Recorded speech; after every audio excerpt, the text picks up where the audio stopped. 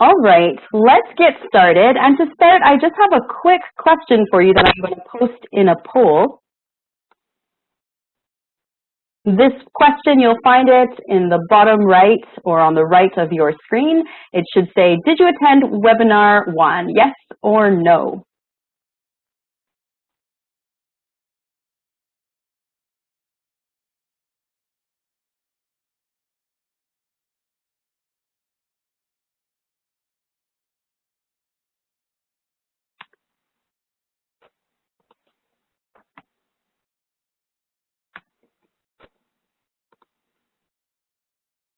It looks like there's just a couple more people entering their answer in the poll.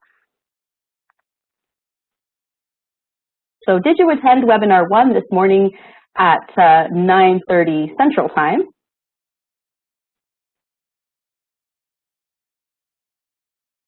All right, I'm going to publish those results in just a couple of seconds here.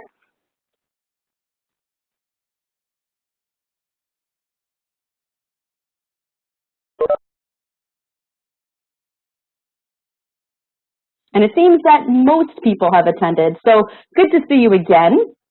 For those of you who are new, just joining us for this webinar, just a quick introduction. This is Brian, our project lead. Here I am, Linda Manimtim, the instructional designer, Clayton, and Sherry. So we're each giving you a little bit of a presentation today, and this presentation in particular is about the design and the development.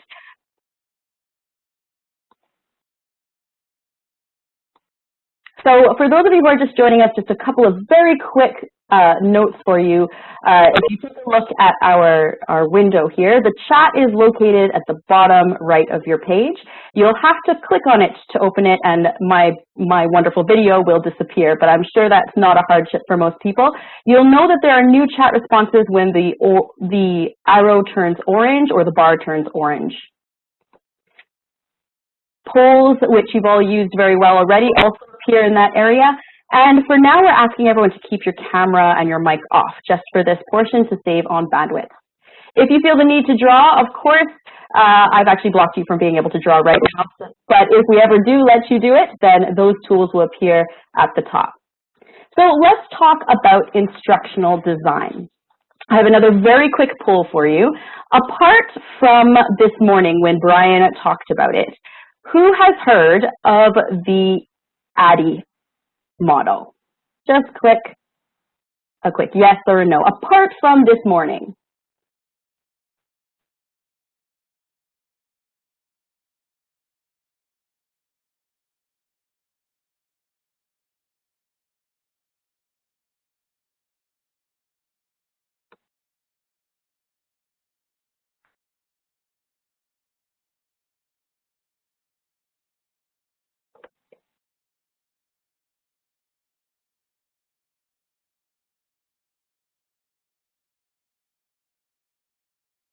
Well, it looks like we've got a bunch of answers coming in very, very quickly.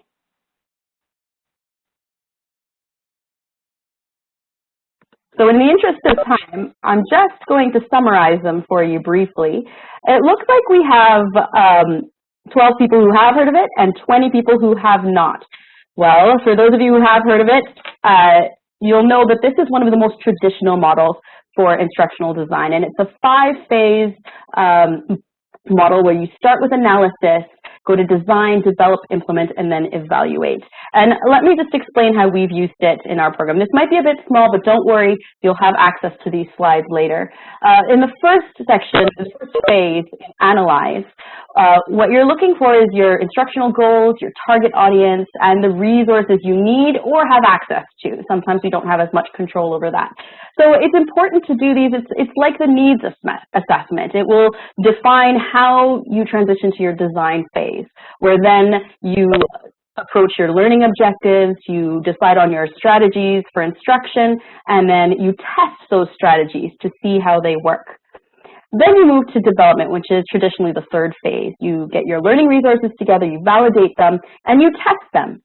Right now in eSkills, we are in the design develop phase where we are designing, developing, and also pilot testing what we have come up with. There's the implementation phase and then the evaluation phase after that. I won't spend too much time on those, but I do want to ask you a question. Maybe you can just pop this into the chat box. Which of these 5 phases do you think is the hardest to get done as developers or designers or even instructors? Which one of these phases do you think is the hardest to complete? Or one that perhaps might be neglected? Just put your answer in the chat box. Is it analyze, design, develop, implement, or evaluate?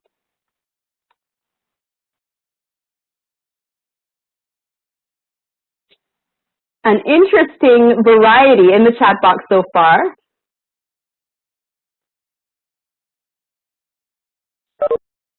And of course, this would depend on what situation you find yourself in. And Lisa, I completely agree with you. I think there are challenges on all parts. You know I live for the tough questions, Clayton. And all areas right now are in flux as we move from panic mode to hopefully a more measured design mode. In my experience, my personal experience, I find that evaluate is actually the stage that gets neglected, perhaps, or overlooked in favor of more implementation and design. Now, all of these phases are challenging for sure, but I think evaluation, sometimes we don't give it enough attention.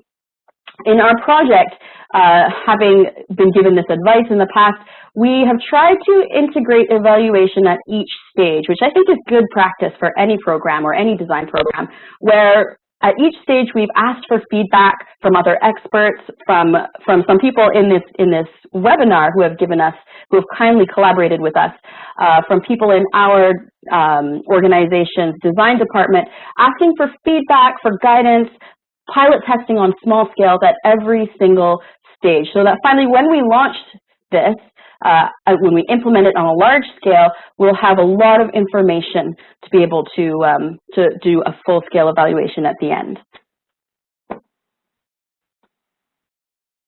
All right, so we started with analysis, and this was a big task because when we talk about digital literacy, it's huge, and everyone seems to have either a different opinion or many opinions that are sort of similar. So we started by canvassing, looking over a lot of the current and past theories. We looked at the Higher Education Academy's elements. They have, I believe, 7 elements. Belshaw had 7 or 8 as well, and then we looked at computer skills outcomes. The CCLB had some where they differentiated 3 levels, and then they had emerging, building, and expanding. We also looked at the levels identified by Pelzel, which had to do with fluency and being comfortable with things, as well as essential skills, which had 5 levels. We compared curricula, our own curricula at Red River College. We're very thankful for the lab instructors who helped us with that, and also with other organizations across the country who are developing in tandem some digital literacy, or just who had encountered digital literacy as a barrier for their learners. So we tried to synthesize that, bring it all together, and make this map, which I will show you a picture of, and you'll see a short video in a second. So this map was a labor of love, and it really helped inform how we began our instructional design process. So I'm just going to play this video for you, and one of my colleagues is going to pop the video link in the chat if you find it's a bit choppy or laggy, and here it is. As part of the analysis phase, we undertook a mapping exercise in order to cross-reference a variety of sources regarding digital literacy elements, levels, and outcomes, and connect those with what we had sculpted out as our initial beginner level module. And so our beginner level module was influenced in part by the Language Training Center's computer lab program outline.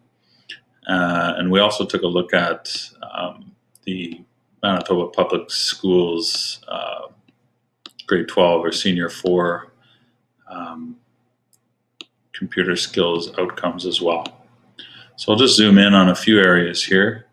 To begin, Higher education academies, elements of digital literacy include media, communication and collaboration, career and identity management, information literacy, digital scholarship, learning skills, and of course, information and communication technology.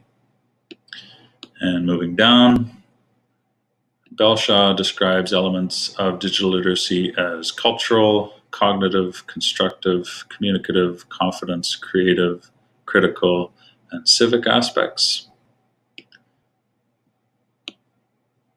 In terms of levels, Pelzel described beginner, intermediate, and advanced as digital competency, digital literacy, and digital fluency. And we connected that with Skills Development Canada's complexity levels in their digital literacy essential skills. So you can see here, level 1, the basic skills and abilities at the foundation, and all the way up to level 5, where they are more advanced skills and abilities. We took a look at the categories and skill progression as well of what the CCLB describes, which is fairly detailed. And so I'll just zoom out and move up here.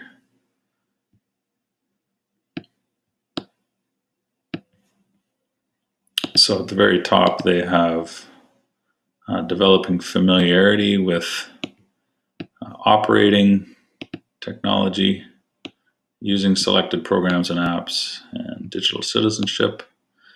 And further down, understanding information. So the areas of accessing information and evaluating information. And further down, opening and navigating between multiple tabs. And then at the bottom, they have creating, which involves communicating with others and presenting ideas.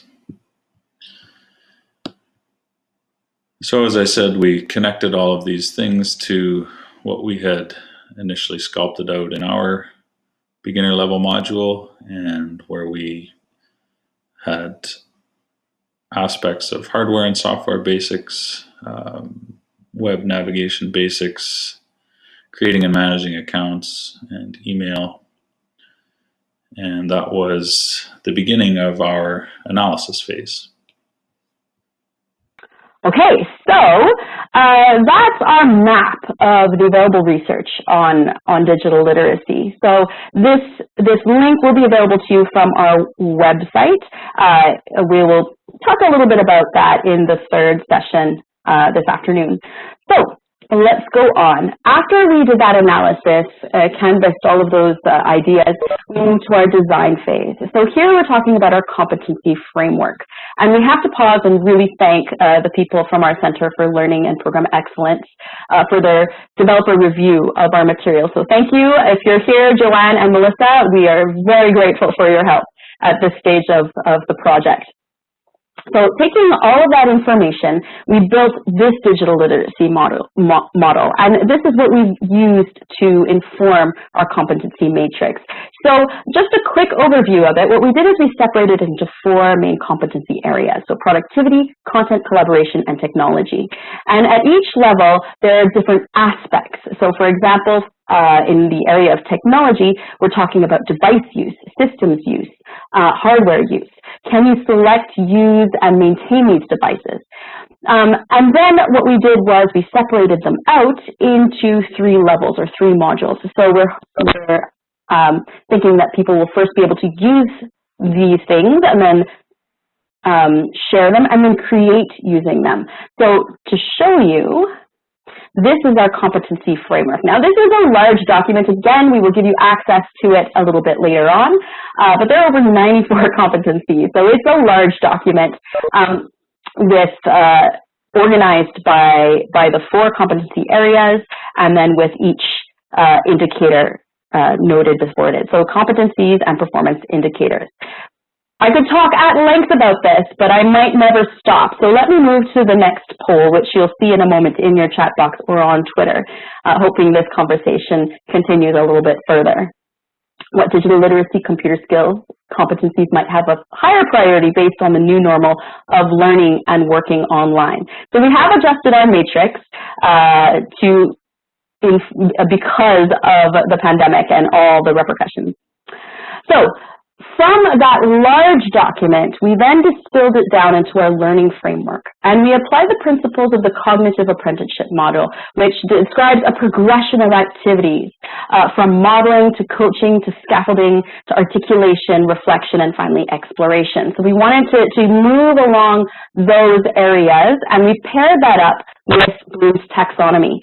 So we built this learning framework as a tool to help design our courseware. Let me zoom in a little bit on this learning framework. So this is an example. It's taken from our content area, where we're creating secure passwords and usernames. So here on this side here, you'll see Bloom's taxonomy's categories, and then you'll have on the top row the cognitive apprenticeship model. So we try to develop on a diagonal to show a progression of complexity in our lesson plans. We also simplified the indicators in appropriate language for language learners, and then made lists of possible resources. Again, so that we're not overwhelmed with a variety of tools, instead choosing the tool that is accessible and best suited to that task.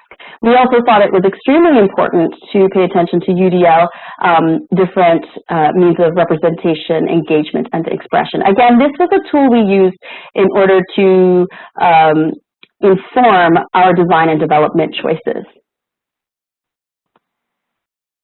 So here's our lesson prototype. This is what each part follows in its pathway. So the unit has an intro video, a diagnostic, a series of lessons in the middle, and then assessment, badging recognition, and then finally evaluation. So, and then each stage, there's different kinds of interactions. For example, the intro video is really learner content. The quiz that we use to pathway their learning is learner content and content. And then from there, we move on to different types of interactions as well. We really wanted to maximize these types of interactions so that the learner would feel as engaged as possible. We are designing this as a self-paced course, mostly asynchronous, with a facilitator helping. So we really wanted to make sure that those points of contact were made for student engagement or learner engagement. So each lesson also has different aspects to it. They all follow a general, consistent plan, although there's lots of variation on the individual activities, in order to promote a feeling of confidence in the student. So for example, a lesson might have a vocabulary activity with targeted exercises, a video or a demo, a guided application, a skill demonstration, an activity to promote analysis and evaluation, which would be more appropriate for Module 2s and Module 3, and then something that involves creation. So this looks different on each module level because for each level there's an expanding awareness and an expanding ability. So from this learning pathway, we then pair that up with multiple pathways because, as you know, learners don't come with the same skills or the same language skills, for that matter, or the same cultural background. Everyone comes at a different, with a different set of factors attached to them. So we wanted to create a pathway for them. This is an example of a pathway here, kind of a general storyboard. Now, as a quick question in the chat, because I am actually very curious, do you storyboard? Just a yes or a no? Either for videos, lessons, whatever it may be, do you storyboard? Now, a fun fact about storyboarding, it doesn't always have to look exactly the same. There are some fantastic templates, and we will be sharing some of the ones that we've developed for our program. There's different ones for learner pathways, like the one I'm showing you here, and Sherry is going to show you a different one for videos. Storyboarding takes a lot of time, that's for sure. But I have found it extremely important in maintaining the unity of the design. So for example, this storyboard shows one lesson. It shows all the different paths that students can take as they work through the material. You'll notice that there's some green lines and some red lines and some black lines. The black lines are the automatic ones. They will automatically progress if they complete that successfully. The red ones are if they don't get a certain score or they demonstrate an indicator that tells us that they need to further master that skill, then they're brought to another page or back to the first page. The green ones is successfully completed, on you go. Just as an example, for our assessments, we require that students get at least a 75% in order to move on to the next. So, that's just an example. So this is an example of a general storyboard, just showing the pathway. One of the aspects of our course that we're doing is we are developing a large diagnostic where the lessons will be delivered to the students based on how they answer the assessment, so that it's not a one-size-fits-all for digital literacy. Not at all, no. Not everyone needs to learn how to use word processing or wants to, and not everyone needs to learn how to use mobile devices. So depending on how they do in the diagnostic and the initial surveys, that's what lessons will be populated in their personalized, individualized course in their LMS. So that's why this kind of storyboarding is important. We have to know where people will go based on the diagnostic and based on how they, on the skills that they acquire in each lesson. And just a quick answer to one of the chats. Yes, we use Miro for the large one, PowerPoint for some of the smaller ones. Just gonna check one of my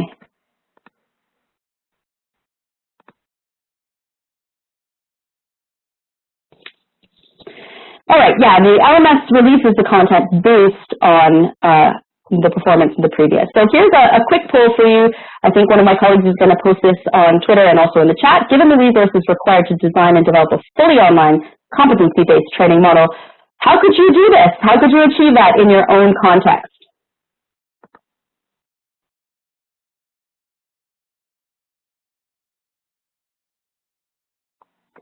And while you're answering that, I'm going to pass the mic over to Sherry.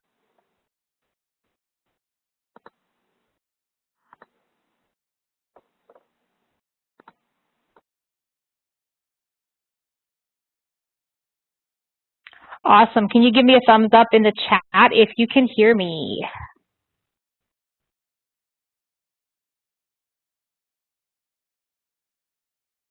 Thank you, folks. Just give me a second. You can answer that question in the chat. I just need to load something very quickly here.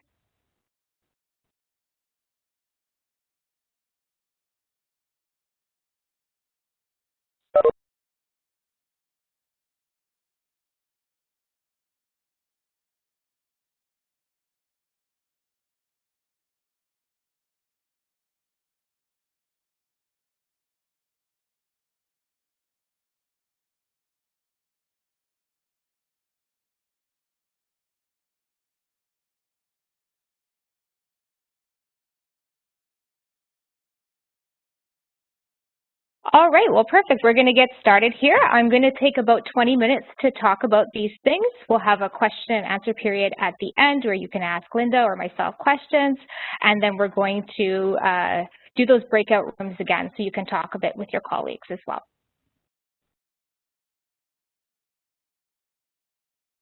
So let's talk surveys. So we had to create some learner, educators, settlement service provider, and employment representative surveys. We used a program called Qualtrics to do this. And in order to support our learners, we added images to them. For some of our focus groups, we had to do some legal documents, like, for example, photo and video consent, or permission to use student work forms, and that has a lot of legal jargon. So we also had to support our surveys with videos with simpler language for them to understand. Making surveys accessible for smartphones is very important as well. We wanted to have them responsive. And also, we needed to know if a person was accessing the survey via a smartphone, because some question types don't look good on smartphones, and we want to make them visually appealing as well. As a team, we brainstormed and came up with the name eSkills and a tagline, use, share, create, which reflects the 3 modules in our course. And we also came up with an audio sting for YouTube, when a sting is like a little theme song or jingle. It was really fun to do. All right, lights, camera, action. Let's talk about instructional media. This is what a storyboard looks like for a video. It's kind of like a filming plan. And you'll see we have narration there. We have a sequence of events and some words we might include on the screen. If you are going to make videos with screencasts, like a tutorial for how to do something, I would highly recommend that you record the screencasts first, because websites can change and you want to write your narration based on what happens in the screencast before you get your actors to read it. And we also pre-selected some images, all Creative Commons images, and the language in the narration was vetted. Linda and I worked hard together to make sure that it was accessible for low CLB3 learners to CLB8 learners, and we also got some assistance from some of our lead teachers and PBLA support people at the Language Training Center. We made sure that our narration had a language level of about less than a grade 6. Okay, and so yeah, we wanted to make sure that things were accessible to everybody there. Just so you know, the final versions of our videos don't always turn out the same as the storyboard does, because it depends on footage quality, yeah, just what happens when you're filming. And after we made the videos, we embedded them into our LMS Learn. We recruited a lot of volunteer actors for our videos, and we were also lucky enough to get some production crew who were students or friends of students that had experience in making videos. We were lucky enough to get a producer from China and a producer from Syria to help us with some of the videos, which was awesome. Now, to make the videos, yes, it would have been easier and faster had I just been the actor for all of the videos, but that's not really my value. I wanted to show diversity in the videos, and I also wanted to make sure that the learners could see themselves in the actors in the videos. So we have a variety of actors there. We also wanted to show multiple English accents that would be reflective of the workplace as well. Our videos are not just about computer skills. They show stories within the videos. It's the why people need to learn those computer skills. This video here is about how to type letters and symbols. And in this video, Bo, the Chinese woman in the right-hand corner, is applying for a job, and she needs to type capital letters appropriately on her application for her to be able to land that position. Just want to monitor the chat here to make sure there are no trouble. Awesome. And we like to connect to professional context in our videos as well. We have this overlying theme of Z Air, some fictional airline I made up, and it is in some of our videos and some of our simulations as well. And this is Bo again. At the end of the video, she gets the job, and a little bit of serendipity here. Claire, who is the actor for Bo, a week before the pandemic started, she actually got a job at a call center in Winnipeg. So she texted me and she was like, yeah, this is quite cool how I played an actor at a call center and now I have a job at a call center. This is what Premiere Pro looks like, the software that we use to edit our videos. We have included subtitles and we have actually burnt them into the videos. Why have we done that? Because our focus is on digital literacy, not language, and we figure that maybe some low-level learners might not even know how to press a captions button so that they can see the captions on YouTube. In the future, we may shift to, have the subtitles not appear because we've had a lot of language teachers ask us, to do that because they want to use our videos for their assessments. So as a team, we'll have to talk about that in the future for sure. And this is our YouTube channel. Please, please subscribe, watch our videos. But I'll just give a little bit of a caveat here. The videos are outside of the eSkills context. We have a comprehensive lesson for each video, and they're just part of the eSkills lessons. In the future, we would love to make eSkills an open educational resource. So if you're interested in that, don't reinvent the wheel and recreate lessons based on our videos. We've already got that created. You can go to our website and you can sign up, and then we will notify you when we can get an open educational resource. But yes, you are free to use and share them as they are right now. All right, on YouTube, the videos, we have some questions embedded in the videos.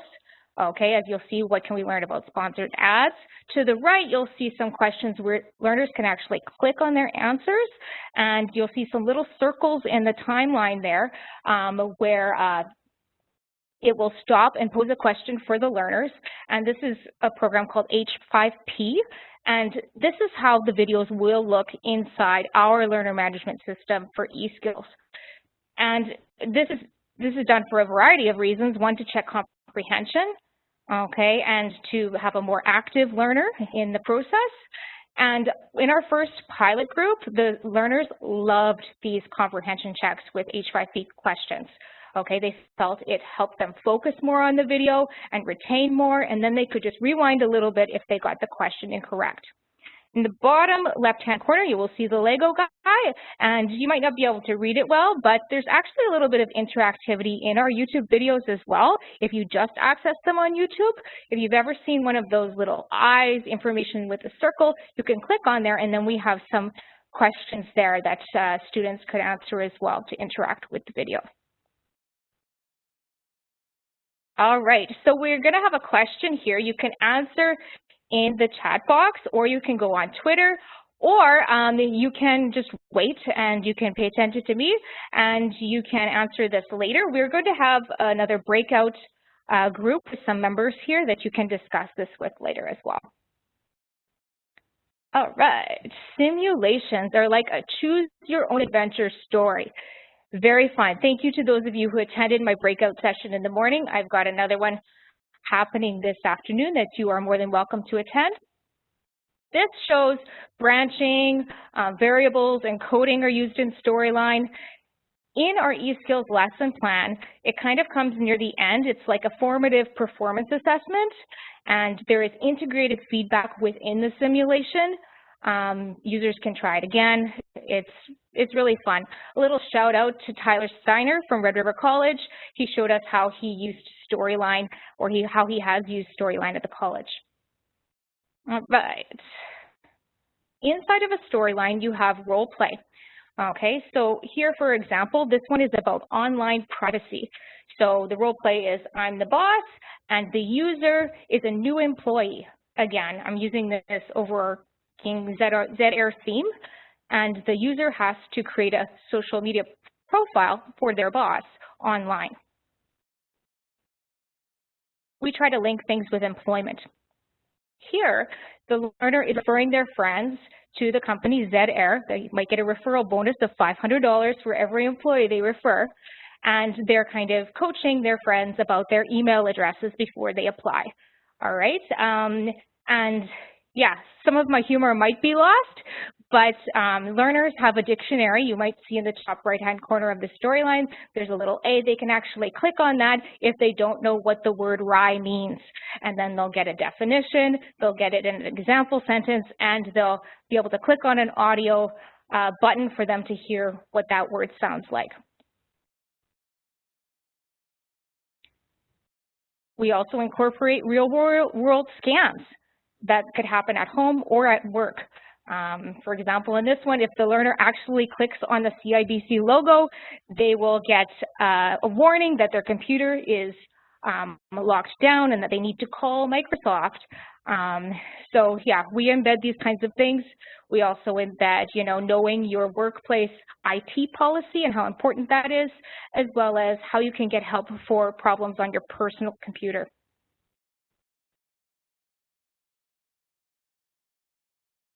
We want to teach our learners to create strong passwords. And this is one scenario, one simulation rather, that I have created for that. Again, this comes at the end of the lesson, so they've already learned how to make a strong password. Now they're going to try it out. And if they didn't learn the skills to make a strong password, they're going to get an error message. This is a very complicated storyline to create, so I want to give a shout out to Darcy Patterson at Red River College, who helped me a little bit with the JavaScript. Actually, no, he helped me a lot with the JavaScript, and it is amazing. It's turned out very well. Gamification is also something that we try to incorporate in our storylines. This is what the storyline interface looks like. As you can see, it kind of looks like PowerPoint on steroids. At the left, we have some slides. At the bottom, we have objects and a timeline. On the right, we have triggers, variables, coding. In this one here, I've used JavaScript, Google Apps Script, or GAS, pardon me, and CSS. Fortunately, the storyline has a great e-learning community out there where people who are trying different things. They'll post their ideas, and I can get ideas from them about how to make great storylines. For this one here, this is a storyline to see how fast someone can identify advertisements. Okay, there's a little timer. You can see the clock there, and it will actually tick in real time. The green rectangles are hotspots where that will trigger, I don't know, pathways depending on if they're clicked on or not. And so, yeah, they have to identify ads. You can see in the middle there's an ad for how to firm saggy skin and jowls. I guess Google thinks that's an ad I need to click on. Anyways, at the end of this simulation, there is a real-time leaderboard. So it's kind of exciting. Students can even compare their scores, and they can try it again to try and get a nicer, faster score if they want. Okay, vocabulary. So after we've designed all of the content, we finalize what the vocabulary items are going to be for the lesson. And they come first. Vocabulary comes first in the eSkills lessons. And as Linda was saying, learners have to get over 75% in the vocabulary quiz before they can do any of the content. So we have sections in Learn. We have listen to words in context. And some of those sentences are taken from the videos.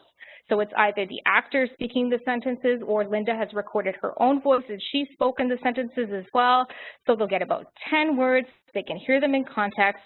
We also have Quizlet sets for the words, okay? And they can, listen and type, so they can work on their spelling, do drag and drop type activities, and Quizlet is also downloadable on your phone, which is wonderful.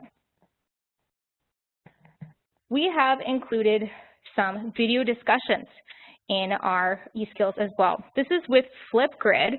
Now, Clayton and Brian have both used Flipgrid at the Language Training Center with a lot of success, so they suggested that we incorporated it into eSkills as well. And for this activity, the learners were doing a little bit of a video introduction, and we can have a lot of engagement here. We can have facilitator to learner engagement with responses, video responses, or we can have learner to facilitator engagement because the facilitators have posted videos too, or even learner to learner engagement there. We have the option to hide your face. As you'll see in the top row, there's a lot of black boxes with just little smiley faces there, which is totally fine because for cultural reasons, some people might not feel comfortable showing their face, or for confidence reasons as well. I'm going to switch here to show you one example of a Flipgrid. You should have seen my screen switch there, and one of my colleagues is going to post a link in the chat if this is troublesome for you to hear.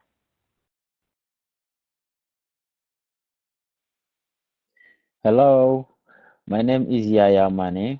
I'm from Senegal. Senegal is a country in west of Africa. I moved in Canada since last December 2019. I'm working at a clinic, like as an office assistant, and at a pharmacy as a technician. I can do something with computer, like I can use Word, Excel, PowerPoint, and some other stuffs. And I have a little bit, lots skill in computer, but I want to learn more. I want to know more, and I want to do more because I want to get in some courses, some programs like nursing program. That's what's my target right now. I want to get in nursing program. So the computer skills can help me maybe to use some other stuffs around health sciences, studying and other. Thank you so much.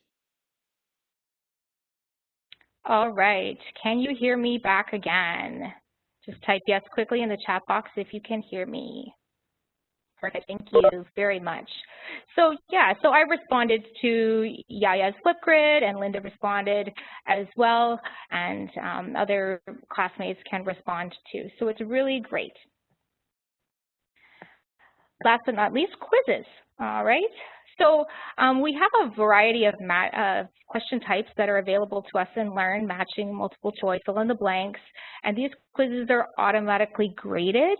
As we said, in the beginning of the lesson, students are shown some of the vocabulary words and they can study them, and then they do a vocabulary quiz, which they have to get 75% or greater on before they can get the content. And then at the end of the lesson, students are given a summative assessment as well before the next content or next lesson is released, okay?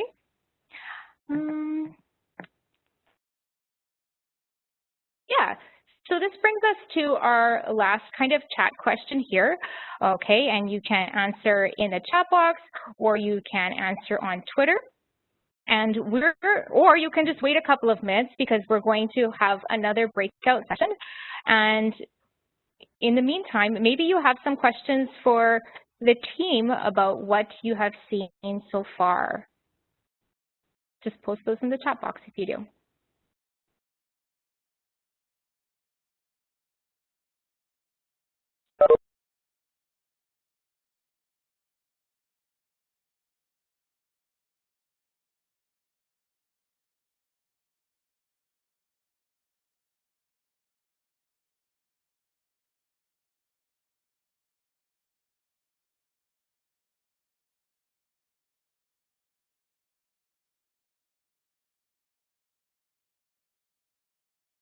Okay, I don't see any questions here per se.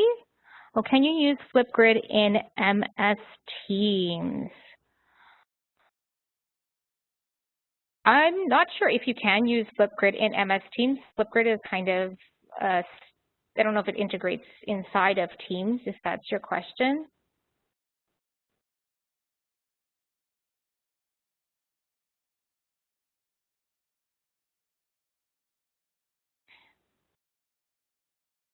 Okay, Rebecca wants to know, is Flipgrid free? There is a free version of Flipgrid for sure.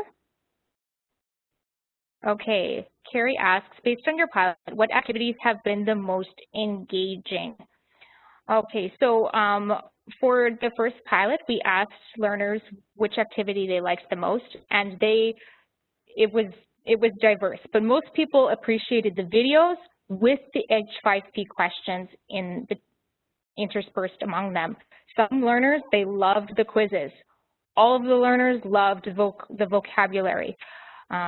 So yeah, learners loved a little bit of everything.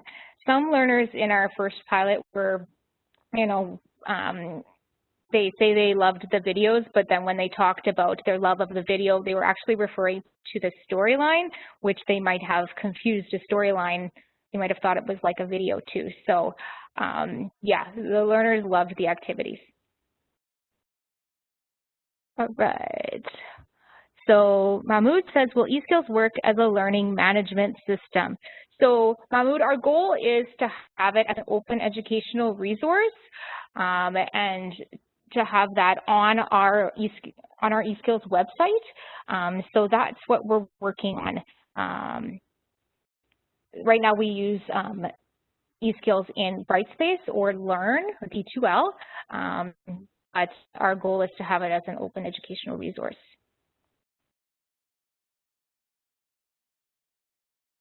Okay. Are the activities in this course compatible with mobiles and tablets? Very good question, David. So yes, our eSkills right now is in Brightspace Learn, and there is a Brightspace Pulse app, so learners can access eSkills on their device. However, for some of the activities, it's best to do it on a desktop or a laptop. Now, we totally understand that a lot of our learners don't even own desktops or laptops. So yeah, we have to make things accessible via smartphone for sure, but yet encourage them to acquire a desktop or laptop because they're still used a lot in the workplace, and it's kind of a workplace skill. We're lucky in Manitoba here we have Computers for Skills, and our team at the Language Training Center is working hard to get desktop computers in the hands of our learners. All right, I'm going to pass it over to Linda here, and she's going to start our little breakout session. Fantastic. I hope you were able to get some interesting or some useful information from your breakout room. Why don't we just take 1 minute here, just in the chat box, pop in one thing that you found useful from your breakout room.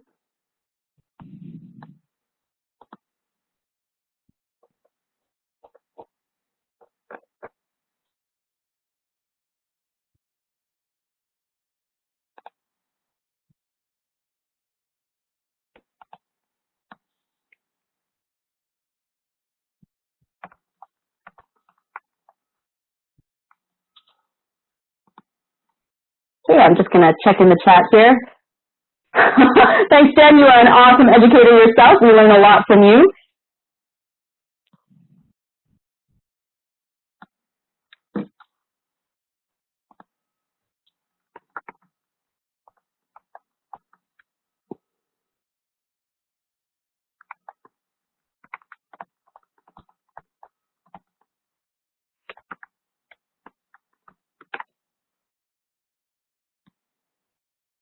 Flipgrid and Kahoot.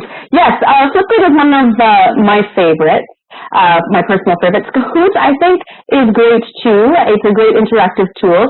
Sometimes the music doesn't appeal to all students. We were just talking about this in our breakout session. There are some alternatives to Kahoot if you prefer. There's Slido and Menti, which are other live quiz platforms. I agree, Sally, with you. A comprehensive collective approach. It would be really great if we could move now. I mean, we've had to transition to online learning for some time. If we could move from this emergency mode now to a more measured, more deliberate approach to design and development.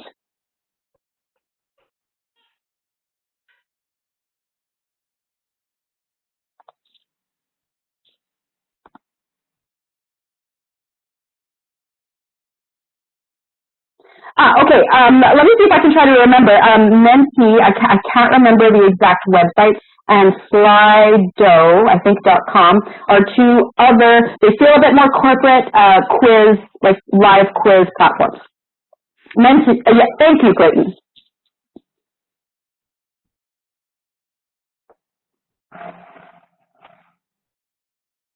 Yeah, storyboarding tools. We will actually on our website, we'll talk about it a bit more later, but we will have these tools, these Excel spreadsheets, these storyboarding tools available for download a little bit later on our eSkills.ca website.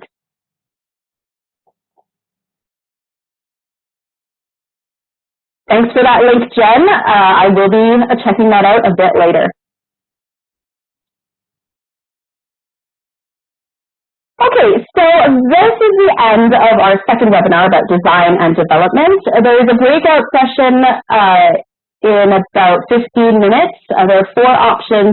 If you registered on Eventbrite, we'll be sending you an email with the joining link. Otherwise, if you don't get the email or you'd like to just check out a session, you can head over to our website, eSkills.ca event/webinar, and find the joining instructions there for all of the breakout sessions and the final webinar, webinar 3, which is our future directions and collaboration webinar.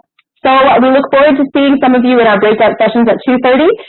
Thank you very much for your attention and your participation, and we'll see you soon.